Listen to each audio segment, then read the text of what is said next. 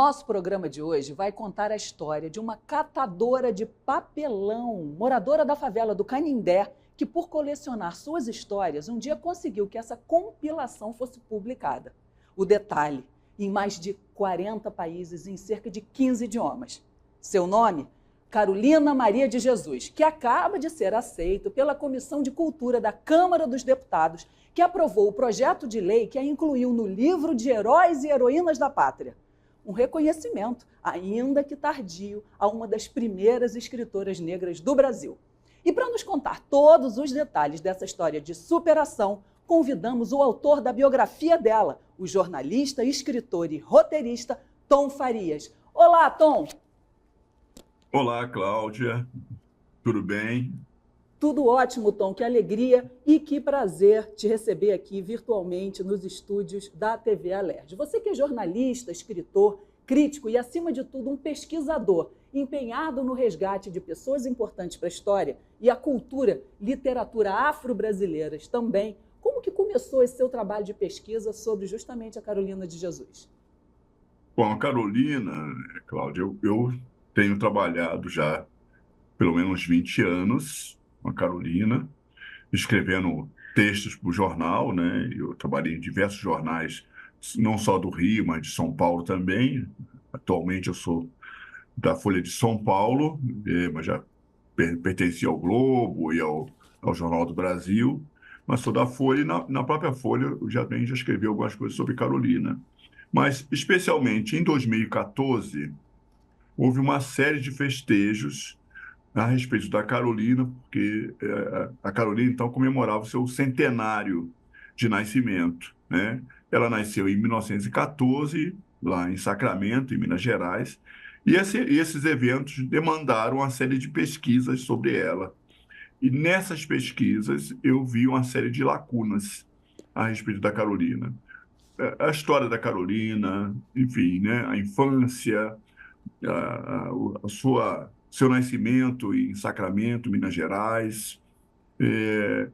Por que a Carolina, né, uma pessoa que de pouca escolaridade, uma família oriunda da escravidão brasileira, fez tanto sucesso em pouco tempo e depois também caiu no ostracismo e se voltou a viver em situações de pobreza e tudo mais. Então, essas questões todas me levaram a pesquisar a partir de 2014, 2015, e aí eu escrevi essa biografia que foi lançada em 2018. Carolina é uma biografia, né? E o que Já mais que ganhou. te impactou ao ler a Carolina pela primeira vez, Tom? Eu achei na minha biblioteca, meu pai morreu, eu tinha 10 anos, ele tinha, me deixou vários livros, várias coleções de livros, Machado, Lima, enfim, livros de diversos autores, né, brasileiros. E um desses livros era o Diário, publicado pela Carolina em 1960. É um livro que eu guardo ainda com muito carinho. Então, este livro foi a minha iniciação sobre a Carolina Maria de Jesus, que é o quarto despejo diário de uma favelada, né? Então, a partir deste impacto, eu fui lendo Carolina, pesquisando sobre Carolina, mas Carolina mesmo, ela veio a público a partir dos anos 2000, ou seja, ela teve todo aquele sucesso, né, que você conhece ali com a publicação em 1960 do primeiro livro dela. Ela vai ter uma ascensão até 64, 65, né? E depois ela se perde, se apaga aí da mídia, dos movimentos sociais, né? Da grande imprensa e tudo mais. A partir então, de 1976, ela morre em 77, no dia 13 de fevereiro de 77, mas no final de 76 ela volta à mídia, mas não se sustenta, porque logo após ela falece. Então, assim, essa massa toda, essas camadas todas sobre Carolina, me possibilitaram pesquisar sobre ela, entender um pouco desse processo, como uma mulher tão pobre, né, em situação de favela, mãe solteira de 3 filhos, sobreviveu à cultura, a esse massacre da cultura brasileira, sobretudo da cultura literária brasileira, né? Nós estamos falando de um período em que uma mulher negra se insere, né, num mundo completamente branco, masculino, né, e não só de São Paulo, mas também do Brasil inteiro. Então, para entender um pouco como é que a mulher que tem tanta força, no caso da Carolina, para romper tudo isso, foi que eu comecei a pesquisar sobre ela, e a leitura primeira foi o Quarto Despejo, no caso. Ainda há romances inéditos publicados ou seja, reformulando a minha frase, ainda há romances inéditos a serem publicados da Carolina? A Carolina publicou, basicamente, o livro Quarto de Despejo, né, que é o Diário de uma Favelada. Depois ela publicou o Casa de Alvenaria, que é o Diário de uma Ex-Favelada, que ela publica o Quarto de Despejo e sai da favela do Canindé, né? E ela vai publicar depois um livro chamado Pedaços da Fome, que é um romance que ela publica, e depois ela publica o livro de diários, que é ali mais ou menos em 1964, quando ela publica esses são provérbios, na verdade, né? Que ela publica. Então, ela falece e deixa uma série de livros originais, manuscritos, inéditos, né? Em 1982, se publica o Diário de Bitita, né? Ele publica inicialmente na França e depois ele publica no Brasil, né? Hoje, a Companhia das Letras fez um acordo com a família da Carolina, a filha Verionice, que é uma professora aqui de São Paulo. Então, ela fez um acordo e está se publicando aos poucos as obras da Carolina. Então, publicou a íntegra dos diários dela, o que resultaram no Quarto de Despejo e Casa de Alvenaria, e começaram a publicar, então, os romances. Saiu agora o romance O Escravo. Ainda tem muito livro, só de romances, são 6 romances ainda inéditos. Uau. Mas ainda há muito manuscrito de diário, poesia, contos, peças de teatro. Isso deve totalizar mais ou menos uns 13 livros ainda a serem publicados. Uau, você falou vários gêneros. Por quais gêneros literários que a Carolina transitou, Tom? Ela transitou, né, na memória, através dos diários, foi o carro-chefe da Carolina, ainda é até hoje, mas ela escreveu também peças de teatro, não publicou, escreveu contos também, poesia, né, ela era uma poeta, né, além de ser uma musicista, quer dizer, ou seja, compunha, cantava, chegou a gravar um disco em 1961, cantando as suas próprias canções. Provérbios, era também uma outra força da Carolina, mas a Carolina também escreveu crônicas e publicou essas crônicas também em jornal. Então, assim, a Carolina é múltipla, né? Além de artista plástica, porque desenhava seus próprios vestidos, suas fantasias de carnaval, enfim, a forma que ela tinha, a sua forma brincante, né? De Carolina. Então, era uma artista completa, a Carolina. Uma força da natureza, né, Tom? Uma força para você ver, Cláudia, que são as oportunidades, né? Então, assim, imaginar a Carolina com toda essa precariedade de vida, nasce numa família muito pobre, uma família iletrada, ou seja, a maior parte analfabeta, né? Ela consegue acessar a escola no primeiro e no segundo ano, apenas, toma amores pelo estudo, e pela leitura e pela escrita, nunca mais abandona desde os 9 anos de idade, né? Então, assim, vai ter toda uma vida de peripécias, pobreza, abandono, morar na rua, vai viver numa favela, como a favela do Canindé, em São Paulo, onde ela passou 12 anos da vida dela. Então, assim, uma vida muito precária, com uma dimensão intelectual muito grande. Se tivesse qualquer tipo de oportunidade de estudo, de acessar a universidade, seria o monstro sagrado da literatura brasileira, com essa capa de intelectualidade, né, de estudos. Mas ela é o monstro sagrado da literatura brasileira e da intelectualidade, mesmo sem acessar tudo isso. Ainda bem que você falou, porque foi a sensação que eu tive. Eu não quis Mas você mesmo disse, né, a frase muito bem formulada. Imagina quando você falou, se ela tivesse tido acesso, mas ela já é um monstro sagrado, né? Apesar dessa infância tão difícil a que você se referiu, isso ela não permitiu, quer dizer que ser humano que habitava a Carolina, que não permitiu que isso trouxesse nenhum tipo de trauma, de amargor dentro dela, que ela pôde ter essa carreira em ascensão completa, né? Ela Na literatura. quando ela publicou, em agosto de 1960, o livro Quarto de Despejo, para você ter ideia, se tornou tão popular. A Carolina vendia 2.500 livros por dia. Uau!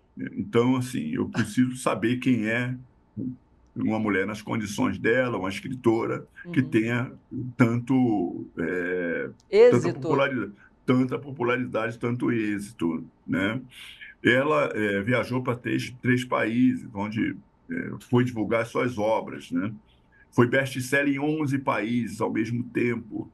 Estou falando de Japão, estou falando de Alemanha, Itália, Estados Unidos, França, estou falando desses países, Tchecoslováquia, onde chegava a vender 15 mil livros por mês na Tchecoslováquia. Então, eu estou falando de uma situação completamente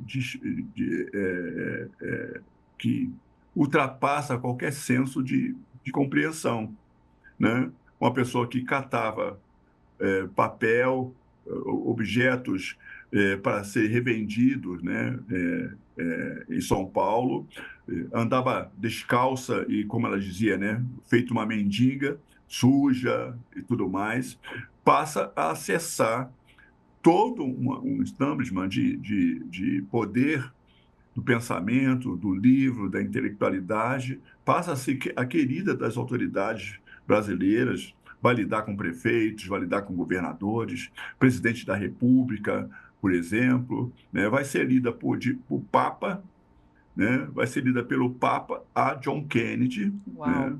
Ou seja, então, nessa dimensão, né? Carolina chegou a ser conhecida como a Jorge Amado, né? De saia, Boa. A Shakespeare da cor, né? E o Machado de Assis, a Jorge Amado do povo, Machado de Assis de saia e a Shakespeare da cor. Foram as denominações que a Carolina passou a ser conhecida. Tal a dimensão da sua popularidade, né? Nossa, e como é que era a preocupação dela com os filhos, Tom? A Carolina, ela, embora a pobreza da favela fosse muito grande, a Carolina sempre se preocupou com a educação e a questão moral dos filhos, né? Uma favela, como está em Quarto Despejo, né? Ela conta minuciosamente Quarto Despejo, que é um livro é, publicado pela dirigência do jornalista Audálio Dantas. O Audálio descobre a Carolina na favela do Canindé, ali em abril de 58, e ele então vai olhar aqueles escritos iniciais, porque não eram ainda esse volume né? Não era um livro ainda, eram páginas iniciais, e ele vai ver uma força ali de narração muito forte naquilo ali. Então, o Dálio merece aqui o nosso reconhecimento pelo que ele fez pela Carolina. Talvez a Carolina não existisse sem o Audálio Dantas, né, em si, né? O grande Mas descobridor, né? Vamos dizer, se fosse hoje, seria um agente. exatamente, é o grande descobridor e agente dela. Então, mas nas entrelinhas do Quarto Despejo está essencialmente a conduta da Carolina moral para os filhos, né? Ou seja, pode não ter nada para comer, mas vai para a escola, né? Manter-se, né, íntegro, né? Não se misturar, não usar bebida alcoólica, né? Ou seja, não cair na marginalidade. Então, a Carolina lutou muito por isso, para que os filhos chegassem a esse caminho, né? A Veronice, inclusive, é professora do município do estado de São Paulo. Então, só isso já dá uma ideia, né, de como digamos assim, a orientação da Carolina para os filhos foi correta nesse sentido, né? E, Tom, aqui me chama muita atenção o fato dela ter feito esse sucesso editorial enorme com o Quarto de Despejo e ainda assim ela quis voltar a morar na favela. Aqui, na sua opinião, a que se atribui essa escolha da Carolina na época, haja vista que ela já era uma escritora mundialmente conhecida. Ela não, Cláudia, ela não foi para a favela, né? A Carolina sai da favela ali por volta de 1960. Na verdade, ela publica o livro em 19, lança em 19 de agosto de 1960. No final de agosto, para você ter ideia, a pressão era tão grande dos vizinhos, né, dos moradores, que ela deixa a favela e vai morar de favor em Osasco, na casa de um fã da Carolina. Mas no dia 23 de dezembro de 1960, ela muda para uma casa que é num bairro de classe média, que é o bairro de Santana, em São Paulo, uma casa de 2 andares, com jardim, com quintal, com tudo isso em função do livro que ela publica, né? A partir dessa trajetória, ela, com o dinheiro que ela vai ganhando, ela compra um sítio, né? E é nesse sítio que ela vai viver até o final da vida. Então, assim, o que acontece com a Carolina é que os usufrutos a partir dos direitos autorais do livro passam a ser menores, sobretudo no Brasil, né? O livro O Quarto Peixe faz um sucesso estrondoso, mas os livros seguintes não fazem sucesso nenhum. Então, assim, a Carolina para de receber direitos autorais como ela recebia antes. E as publicações dos livros no exterior, né, que começam a partir de 1962 no exterior, elas são muito mais lentas do que aqui. Então, assim, o pagamento de direitos autorais e tudo mais. Então, a Carolina vive uma situação de precariedade, não de pobreza, que há uma diferença muito grande. Ou seja, o dinheiro que ela tinha à mão para comprar roupas, enfim, essas coisas todas, ela não tem mais no volume que ela tinha com a publicação em 60, entendeu? Então ela vai viver no sítio, plantando, criando animais, né? Mas ela reclama às vezes que eu não tenho dinheiro para comprar café, que eu não tenho dinheiro para comprar açúcar, né? Porque realmente ela não tem esses recursos como tinha em abundância antes, né? Mas jamais vai voltar para a favela, né? A Carolina viveu 62 anos, né? E viveu 12 anos na favela do Canindé. Então, nós nem podemos dizer que a Carolina é uma escritora da favela, ou uma escritora favelada, né? Porque ela passou 40 anos da vida dela, né, na cidade, ou seja, vivendo na cidade. Viveu em Sacramento, menina, saiu de lá jovem, foi para São Paulo, viveu boa parte da vida adulta dela, passou um período no Rio de Janeiro, um período de 2 anos morando no Rio de Janeiro. Então, assim, é a vida da Carolina. Mas a situação de pobreza vem muito dessa precariedade de receber os recursos da publicação dos seus livros, e ela também ela é muito vaidosa, né? Carolina é extremamente vaidosa, extremamente paquerável, né? Com muitos pretendentes. Então, ela se vestia muito bem, ela passou a ter dinheiro e ela se relacionava muito com a Teresa Goulart, que era mulher do presidente João Goulart, amigos dela, e ela então passou a se vestir a partir do costureiro da Teresa Goulart, que era o Denner. O Denner fazia os vestidos para Carolina. Então, cada evento novo, ela fazia um vestido novo, que custava 25, 30, 40 mil cruzeiros. Na época era muito dinheiro. Você tem ideia, um barraco na favela do Canindé custava 5 mil cruzeiros. Uau! Né? Então, você imaginar um vestido uma roupa, que custa 25, 30, 40... 5 vezes o preço do barraco. Mas olha, aproveitando esse gancho do barraco, deixa eu te falar, Tom, ainda que ela fosse uma escritora favelada, isso, no nosso ponto de vista, só enobrece ainda mais. Então, muito ao contrário, viu? Que isso fique bem claro. Porque você imagina, uma pessoa que não teve a condição, o acesso a ter estudo, foi isso que você mesmo falou, né?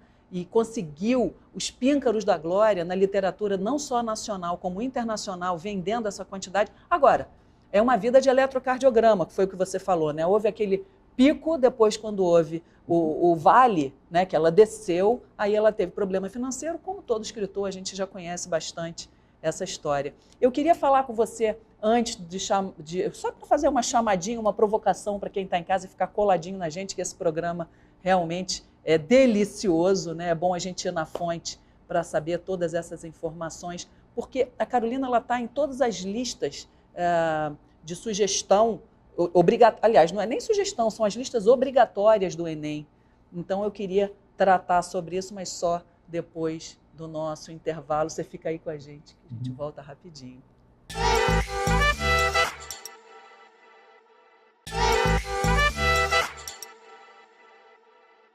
De volta com a Alerj Entrevista de hoje, conosco com o escritor Tom Farias, e nós fomos para esse breve intervalo tratando sobre a obra de Carolina Maria de Jesus, que está nas listas de leituras obrigatórias em vestibulares e também no Enem. Quero saber de você, Tom, qual é o peso disso para o conhecimento histórico da figura e da obra dela? Eu acho que é muito importante frisar essa passagem que você colocou agora da Carolina, né? Porque é uma resiliência muito forte você ter uma pessoa como a Carolina nas listas dos vestibulares, que exatamente a academia foi a que mais rejeitou a Carolina, né? Você conhece essa coisa do preconceito linguístico, né? A Carolina escreve educação com I, né? Viludo, e a academia achava que tinha que, vamos dizer assim, né? Não atualizar a Carolina ou corrigir a Carolina, né? Quando, na verdade, não passa de um preconceito linguístico. Quem é que escreve certo? O que é escrever certo num país como o Brasil, né? Verdade. A gente fica lendo Guimarães Rosa, ninguém diz que Guimarães Rosa escreve certo ou errado, né? Não, o que é nonada, né? Na abertura de Grande Sertão Veredas, né? Então, isso representa muito, porque acaba que a Carolina serve de exemplos para uma série de outras pessoas iguaizinhos a ela, que também querem contar suas histórias, também querem escrever, e também querem ser valorizadas, também querem ser aceitas. Então, esse é um aspecto da questão, né? Então, assim, eu acho que sem Carolina não surgiria uma Conceição Evaristo, uma Eliana Alves Cruz, não surgiriam escritores como Jefferson Tenório, enfim, como uma série deles. Isso é o espelho. Além do mais, quer dizer, é a recuperação de autores do passado que estavam completamente apagados ou mal vistos no conceito da crítica literária, né? O Machado só se tornou um homem negro 100 anos depois da morte dele, né? Ele morreu em 1908 e a certidão de nascimento está atrás lá, homem branco, né? Então, assim, essa concepção de Machado negro é uma coisa recente. O Lima Barreto era só visto como um cara, né, alcoólatra, né? Ou seja, como um escritor que esteve no manicômio, né? Então, assim, a Maria Firmina dos Reis, uma escritora maranhense, primeira romancista brasileira, também só foi resgatada recentemente. Então, acho que esses movimentos de visibilidades têm muito a ver com o papel da Carolina na literatura brasileira, né?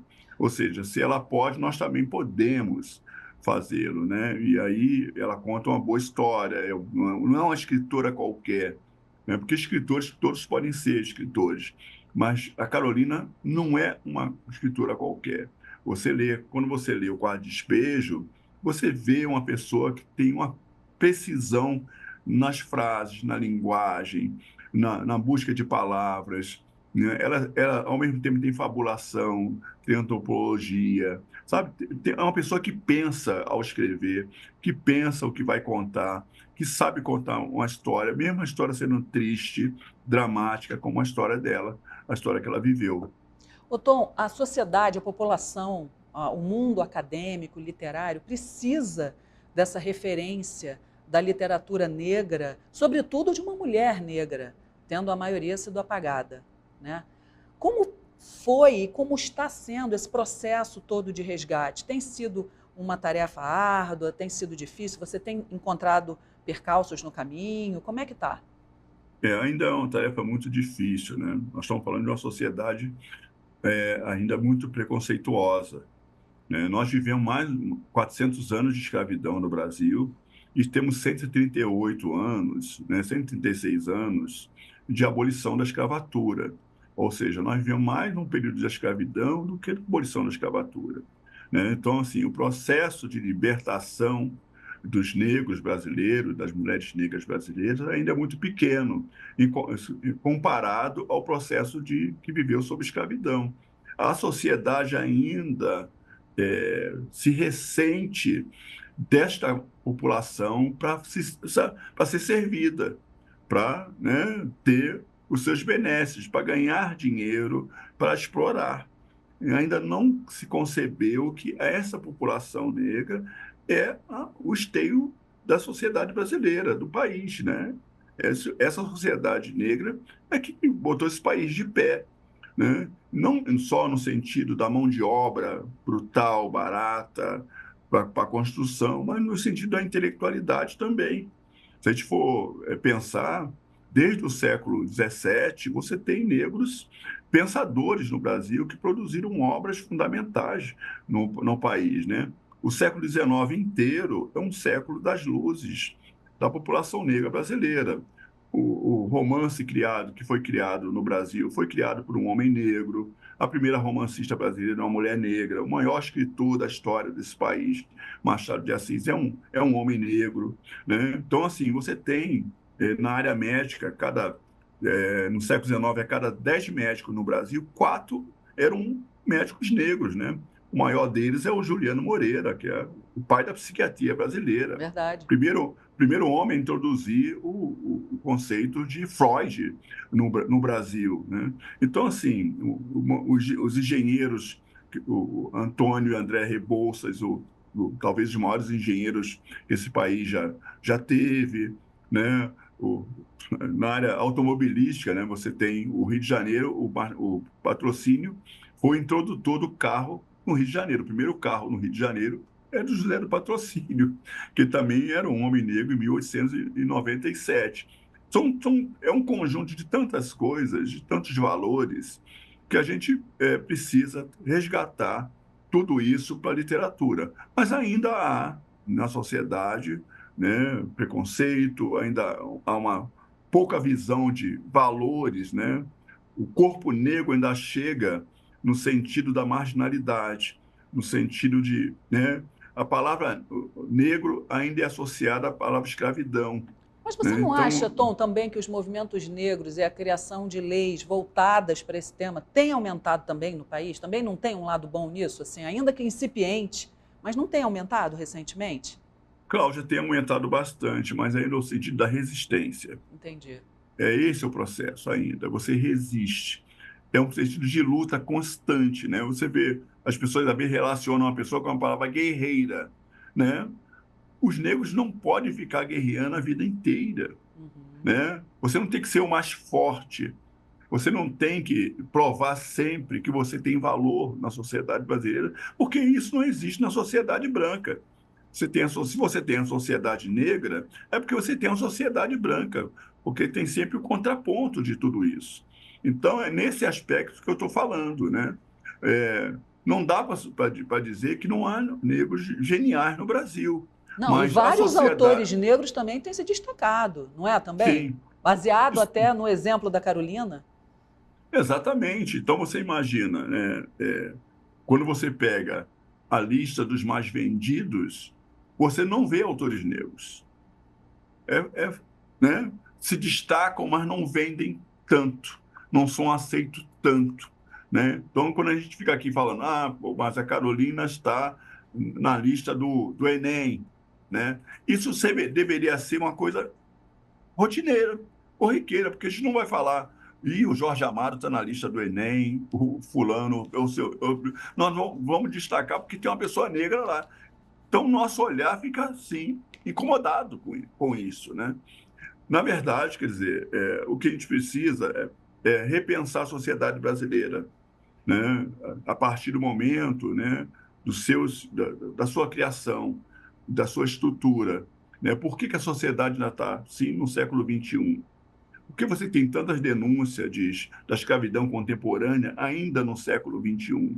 Por que no topo da sociedade brasileira os negros não estão nesse topo da sociedade brasileira? Né? Então, é disso que nós podemos pensar. A universidade ainda é muito branca.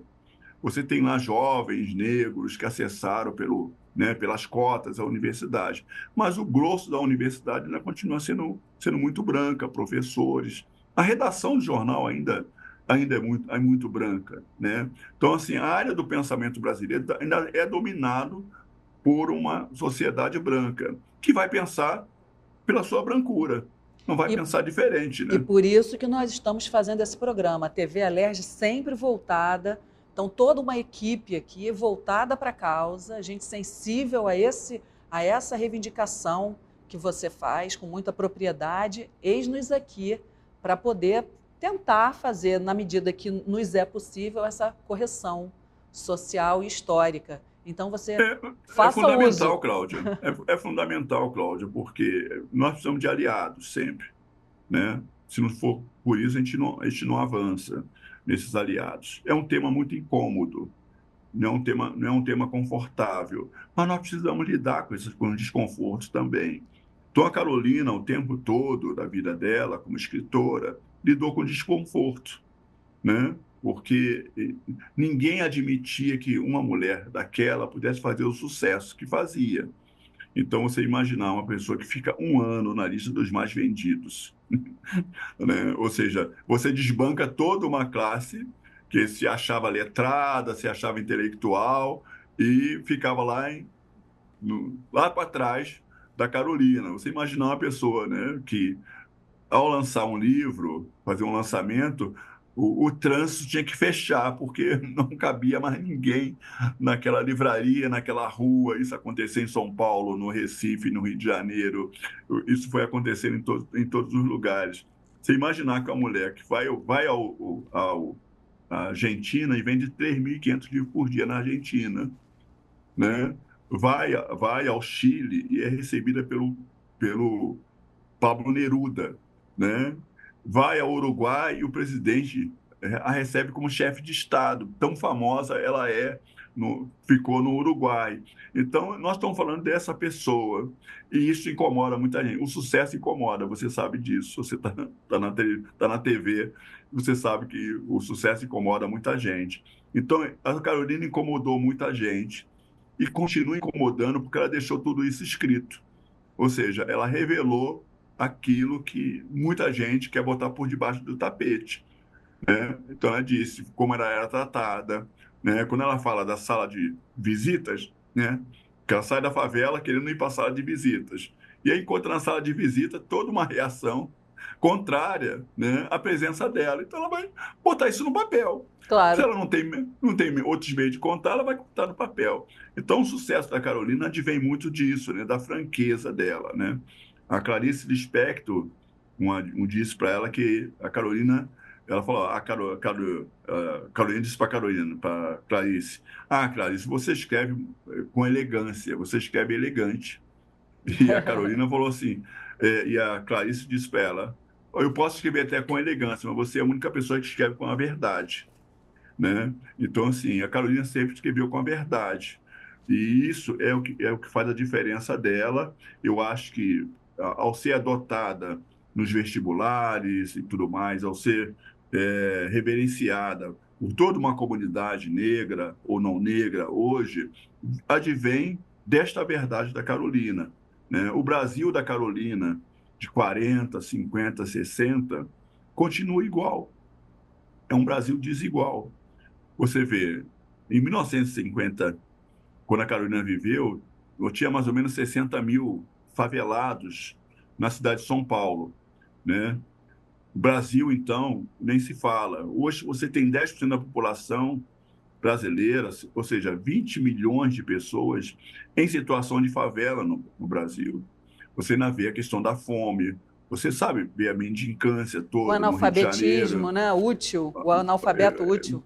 Exatamente. né? A mendicância, você vê no Rio de Janeiro as pessoas morando embaixo de marquises. Eu estive no Rio de Janeiro recentemente e fiquei apavorado com isso. Em São Paulo, nós temos 81 mil pessoas vivendo nas ruas de São Paulo. No Rio de Janeiro, eu não sei qual é a base disso tudo. A Carolina viveu na rua, viveu nessa situação de mendicância, viveu da fome Sentiu em na si. pele, experimentou, vivenciou, sofreu, né? Por isso, Exatamente, talvez, que o livro dela toque ao coração de brasileiros e estrangeiros, porque exatamente. é É. legítimo, né? É legítimo, né? E ela é encarada muito no exterior como uma intelectual brasileira, ao contrário de no Brasil. Ainda precisamos valorizar a Carolina nesse sentido. Agora, em BH, foi feito, inaugurou uma estátua da Carolina, né, e da Lélia Gonzalez, né, que é uma forma de reconhecimento do povo mineiro, já que ela é uma pessoa mineira. Mas no exterior, a Carolina é vista como uma grande intelectual, uma grande pensadora do país, né?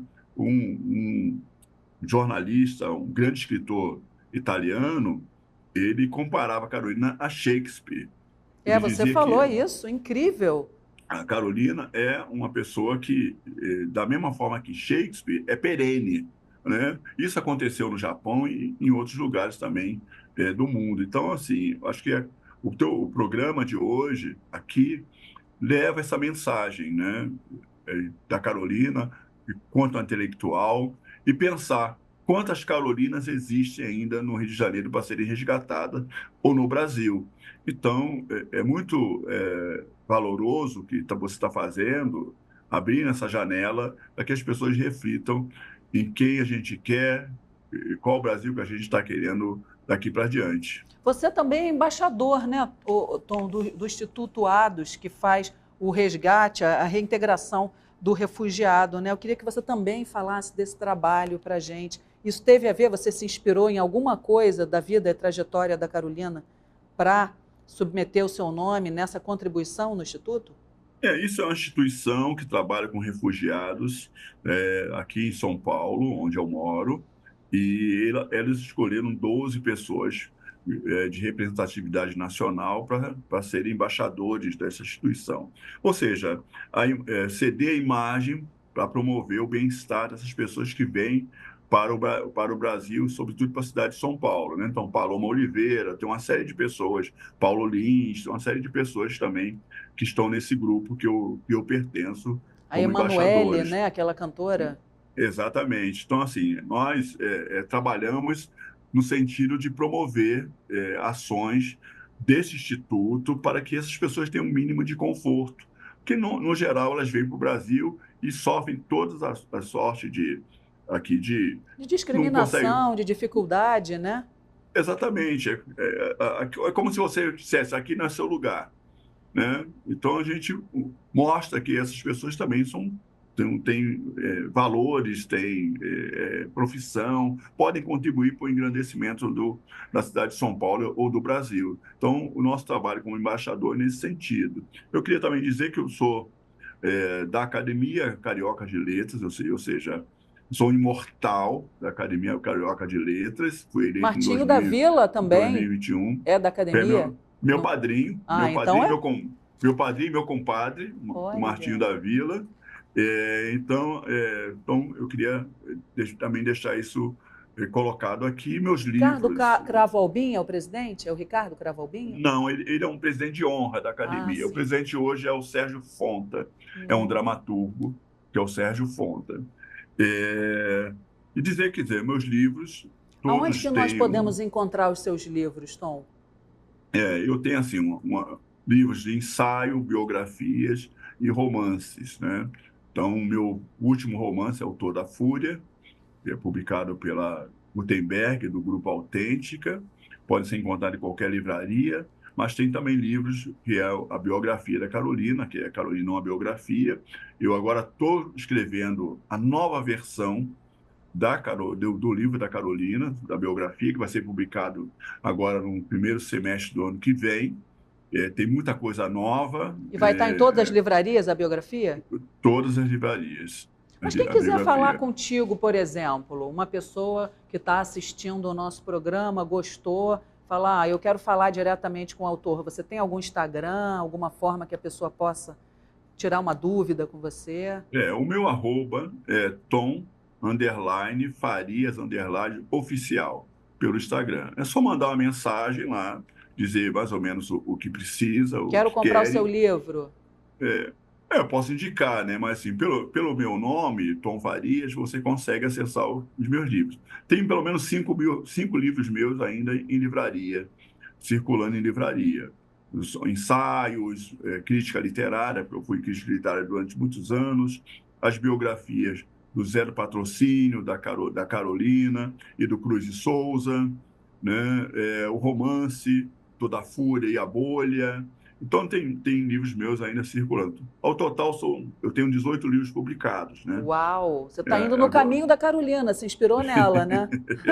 Basicamente. E agora o Toda a Fúria vai ser publicado em Portugal, pela editora Abismo, de Portugal. E eu escrevi agora uma novela, um pequeno romance, baseado nos 500 anos, em homenagem aos 500 anos de Camões, né? Eu fiz agora uma residência literária em Coimbra, tem pouco tempo que eu cheguei de lá, e escrevi um texto que é uma ficção policial, sugerindo que nós encontramos numa praia do Rio de Janeiro, que é a Praia Vermelha, parte dos manuscritos perdidos pelo Camões no naufrágio que ele sofreu, o manuscrito dos Lusíadas. Então, é um livro eletrizante, né, chama O Manuscrito. É um livro eletrizante, tem sequestro, tem tiro, tem perseguições. De ação, Né? um livro de ação. É um livro de ação, que também vai ser publicado em Portugal, primeiramente em Portugal. Depois vai ser publicado aqui no Brasil. Então, essas são as novidades que vêm por aí, né? Além de um filme baseado no meu livro sobre o patrocínio, que é o patrocínio, né, a pena da abolição, que vai virar um filme agora em 2025. Então, são as últimas novidades aqui em primeira mão para você, tá? Olha, e são muitas, viu? Eu quero te reconvidar para que quando tudo isso já esteja lançado, você volte para contar não só para mim, mas para a nossa equipe, para todos os deputados estaduais aqui e a todos os espectadores da TV Alerj. Tom, eu quero te agradecer demais por essa rica entrevista, por ter nos educado tanto sobre a sua carreira quanto da Carolina Extraordinária de Jesus, viu? Extraordinária de Jesus, adorei. Carolina Extraordinária de Jesus. Então coloca Cláudia, isso na sua próxima obra, viu? Cláudia, obrigadíssimo. Enfim, estava aqui pensando, né? Eu queria fazer isso presencialmente, aí em estúdio, mas infelizmente não conseguimos. Eu estou mais ou menos um mês e pouco só em viagens, não consigo parar e encontrar uma brechinha, né? Eu cheguei ontem de viagem, então, assim, encontrar uma brechinha para a gente poder conversar aqui um pouco, mas adorei demais, adorei te conhecer, né? O José Carlos Cataldi, enfim, que nos deixou de forma tão triste, né? Essa precoce, coisa né? da Covid, né?